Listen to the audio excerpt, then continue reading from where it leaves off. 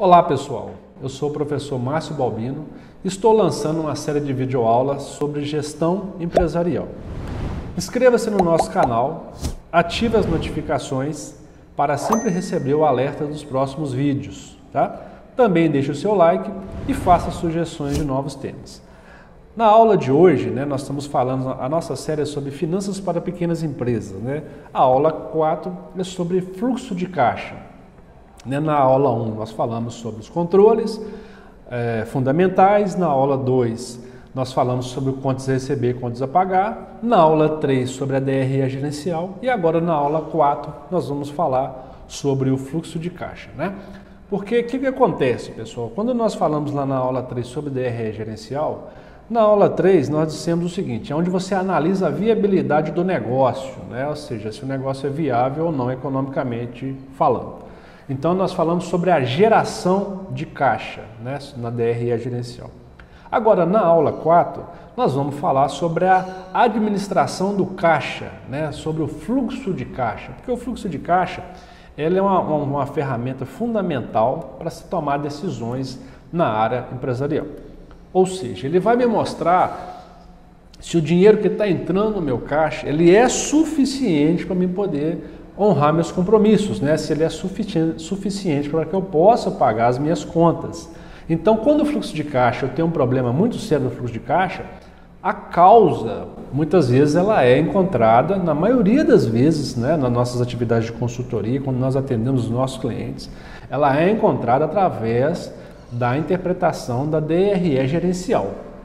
Porque é lá na DRE que eu estou analisando se a minha empresa é viável economicamente, ou seja, receita menos custo e despesa se dá lucro operacional. Se der negativo, consequentemente não vai entrar dinheiro no caixa, consequentemente o fluxo de caixa vai estar negativo. Ele estando negativo, eu vou precisar de captar recursos no banco. E essa captação de recursos no banco, isso vai me levar ao endividamento. Então, você que está nos assistindo aí, se você está passando por dificuldade no seu caixa, você precisa assistir nossa aula 3 para poder entender sobre DRE gerencial.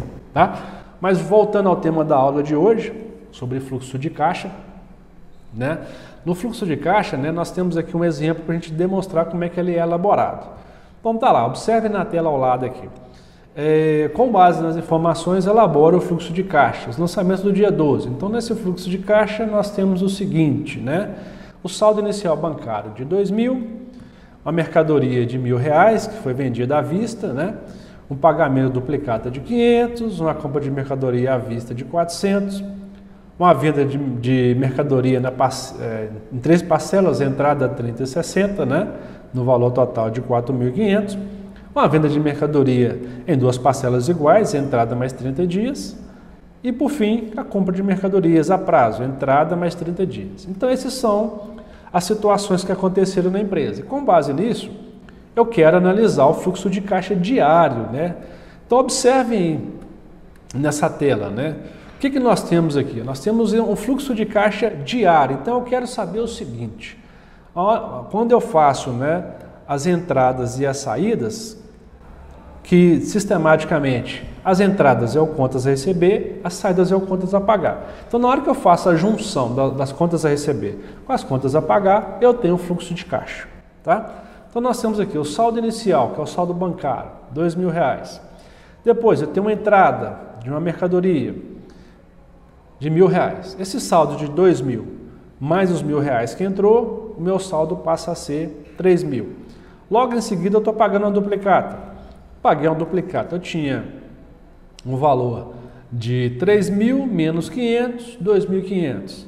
Depois eu comprei uma mercadoria à vista, eu tinha 2.500 de saldo, a mercadoria custa 4.000, fiquei devendo 1.500. Aí recebi novamente a venda, que foi à vista, 1.500 menos 1.500, o saldo vai a zero. Depois desse saldo zero, fiz uma nova venda de 1.500, de mercadoria, o saldo ficou em 1.500. E por fim, no final aqui dos meus lançamentos, eu tenho aqui uma compra de mercadoria, eu vou pagar a entrada no valor de 2.000, então eu tinha 1.500 menos 2.000, o saldo final do meu fluxo de caixa é igual a R$500.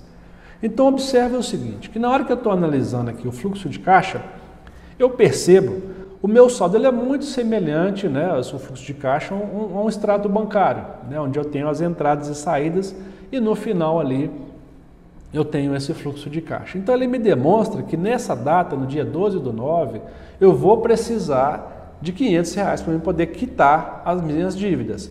Ou eu vou precisar de R$500 ou eu vou ter que negociar com algum fornecedor para poder postergar o pagamento dele, né, para que eu possa não deixar de pagar os fornecedores. Lembrando, né, que os fornecedores são sempre os parceiros do negócio, né, e a gente deve sempre negociar essas situações caso eu não tenha condições de pagar.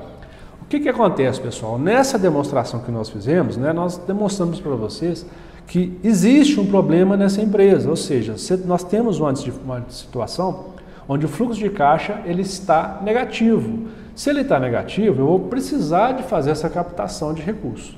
Agora, se na sua empresa o fluxo de caixa está constantemente negativo, aí você precisa ver o que está acontecendo, né? Uma das causas, a inadimplência.